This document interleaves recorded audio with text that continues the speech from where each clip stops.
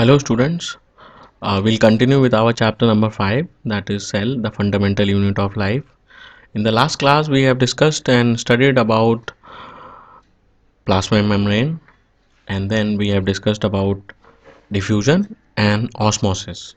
So we have already seen that plasma membrane is the outermost layer of the animal cells, and it is present in the plant cells and bacteria cells and the fungi cells, and it is made up of lipids and proteins, and it has a lot of functions, and it is very important function is that it is called as selectively permeable membrane, which allows the selected substances to move in and out of the cell.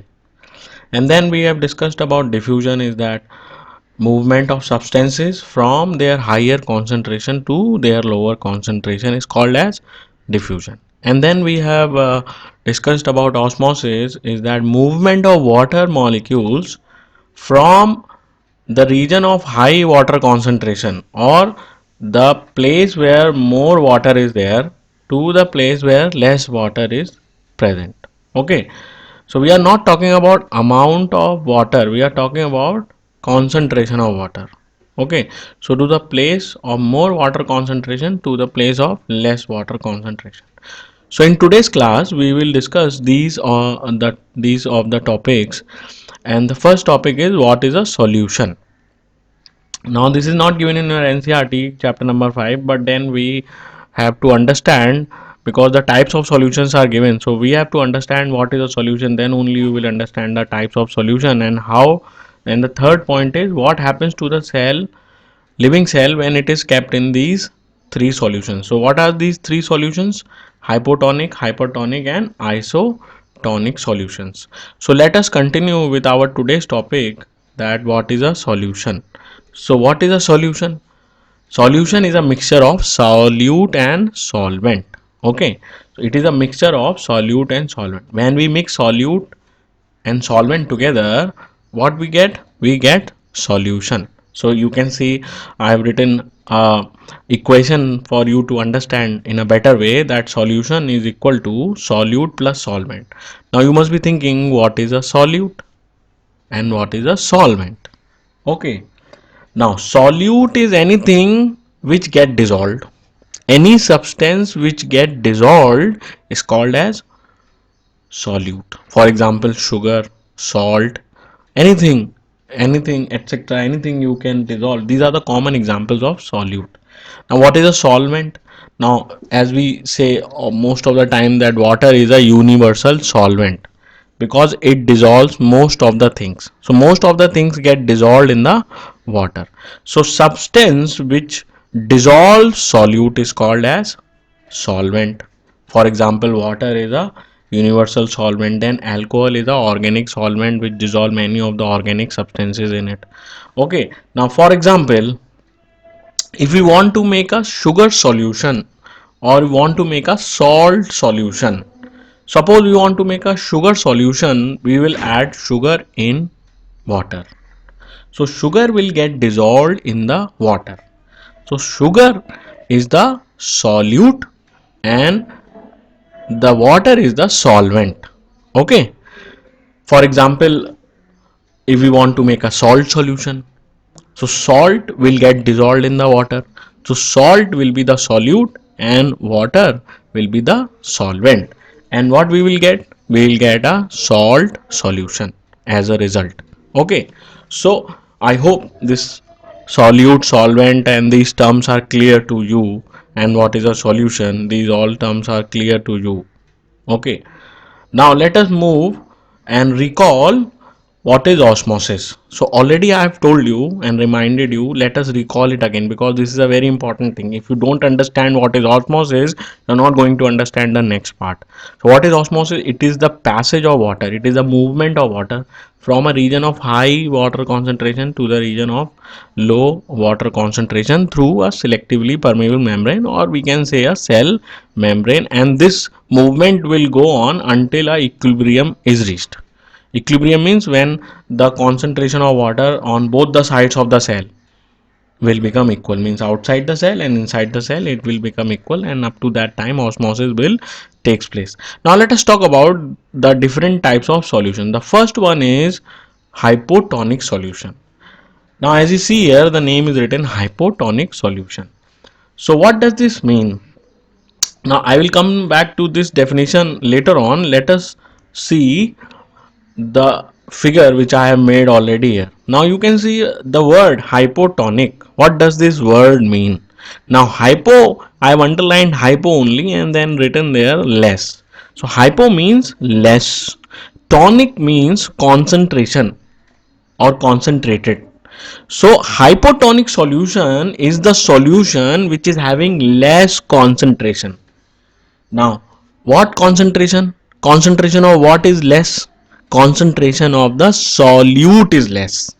So less solute is there, means less salt or sugar is there.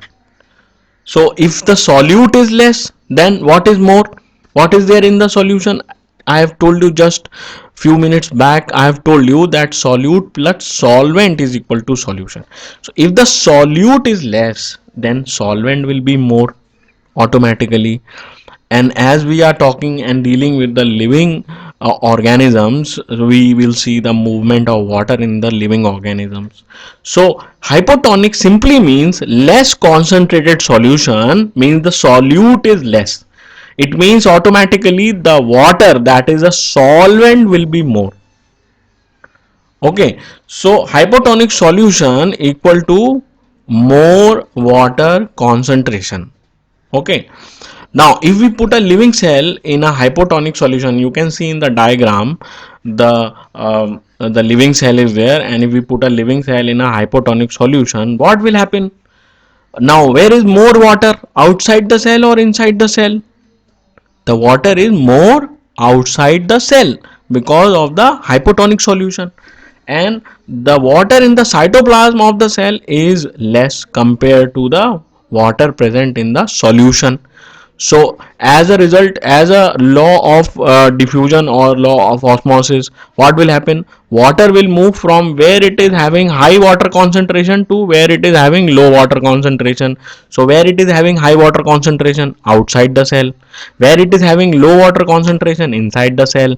So water will move inside the cell.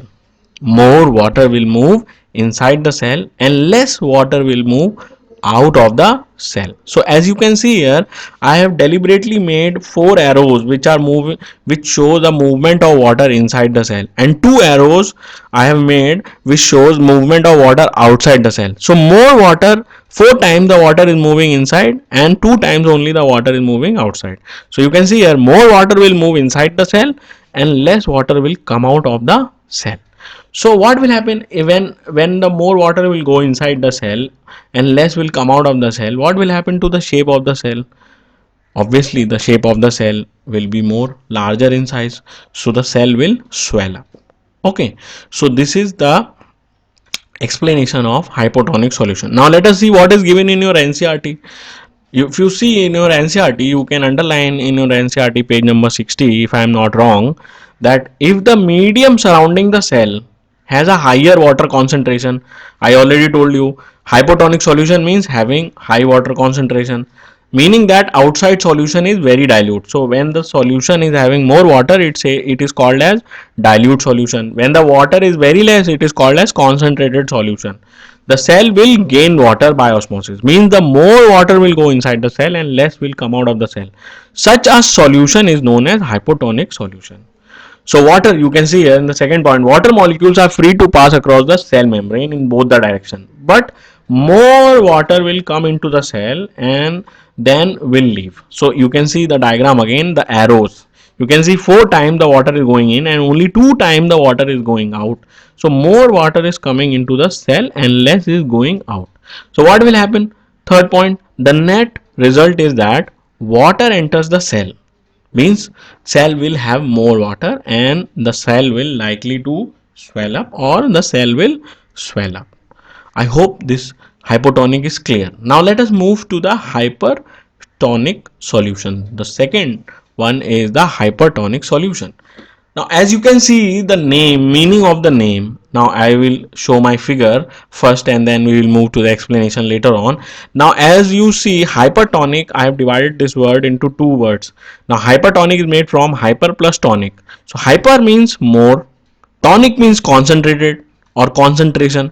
So hypertonic solution is having more concentration, means more solute is there. So if the solute is more, then obviously the solvent will be less, means the water will be less. So hypertonic solution basically means having less water concentration. As you can see here, I have already written equal to less water concentration, because more solute is there. Now if we put a living plant cell or living cell inside this what you can say hypertonic solution, what will happen? Okay, now as more water is inside the cell and less water is outside the cell, means in the solution. So we know that because of the law of osmosis, that the water will move from where it is having high water concentration to where it is having low water concentration through selectively permeable membrane. So you can see here, more water will come out of the cell and less water will go in the cell. So it, what does it mean? What will happen to the cell? It will obviously, if the water will go out more and less will come inside, the cell will shrink. So you can see here, I made 4 arrows here, means the water is moving 4 times outside and only 2 times it is going in, because more water is inside the cell and less water is outside the cell. So more water will come out of the cell and less water will move in the cell, so cell will shrink. Okay, this a condition is called as the plasmolized cell, that we will discuss in the next part of the chapter. Okay, now hypertonic solution, let us see what is given in the NCERT. If you read it here on page number 60, if the medium has a lower water concentration or lower concentration of water, means having more concentration of solute, meaning it is a very concentrated solution. Yes, so now if it is having more water, it is dilute. If having less water, it is concentrated, means more solute. Concentrated solution means more solute. Dilute solution means more water. The cell will lose water by osmosis because the cell will have more water. Outside solution has less water, so water will move out from the cell to the outside solution. Such a solution is known as hypertonic. Again, water crosses the cell membrane in both the directions, but this time more water will go out of the cell and then less water is entering the cell. So as a result, the cell will shrink. So you can see here, if you look at this figure, you can easily look at this, you can easily understand. Now let us talk about the third one, which is very easy to understand. If you have understood hypertonic and hypotonic, then it is very easy to understand the third type of solution, that is the isotonic. Let me move to the figure which I have made it. Now isotonic solution, what does this mean? Iso means same. Tonic, already I have told you, tonic means concentrated solution. So this isotonic solution is having the same concentration as that of the cytoplasm of the cell. I have already written here, you can see and read it. Solution having equal water concentration as the cytoplasm of the cell. So isotonic solution is the solution which is having equal water concentration as the cytoplasm of the cell, because cytoplasm also contains water. So in this condition, the water is present on both the sides of the cell, inside and outside of the cell, in equal amount, equal concentration. So what will happen? Equal amount of water will enter the cell and equal amount of water will go out of the cell. Means I have made 2 arrows coming, the water is coming 2 times and water is going 2 times. Okay, so what will happen? Same amount of water will enter and same amount of water will go out of the cell. So what will happen to the shape of the cell? Will it change? No, it will not change, because 100 ml, suppose 100 ml is coming in, 100 ml is going out, so cell shape will remain same. So what is given in the NCERT? Let us read here. If the medium has exactly the same water, that is the meaning of the word iso. Iso means same. Iso is a prefix which you have used in your maths also, isosceles. ISO, you will be studying isobar, isotope and all these things, isomers. So all these things you will be studying. Iso means here same. So if the medium has exactly the same water concentration as the cell, there will be no net movement of water across the cell membrane. Means equal amount of water will enter the cell and equal amount of water will go out of the cell. Such a solution is known as isotonic solution. Water crosses the cell membrane in both the direction, but the amount going in the cell and out of the cell will be same. So there is no overall movement of water. The cell will stay the same size. Mean the size of the cell will not change. Okay. So let us recall what we have studied today. We have studied about a solution, that it is a mixture of solute and solvent. Okay. So it is a mixture of solute and solvent. And then we have studied about hypotonic solution equal to more water concentration. Just remember the water concentration because there is a movement of water. And hypertonic solution means less water concentration. So if the water is less, what will happen? The cell will shrink because water is less inside the cell. So water is less inside the solution. So what will happen? More water is there inside the cell. So what will happen? The water will come out of the cell. Okay.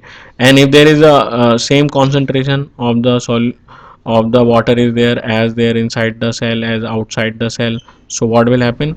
The shape of the cell will remain unchanged. I hope this is clear to you. Study well and make the notes and draw all the diagram which I am giving you. Okay. Thank you.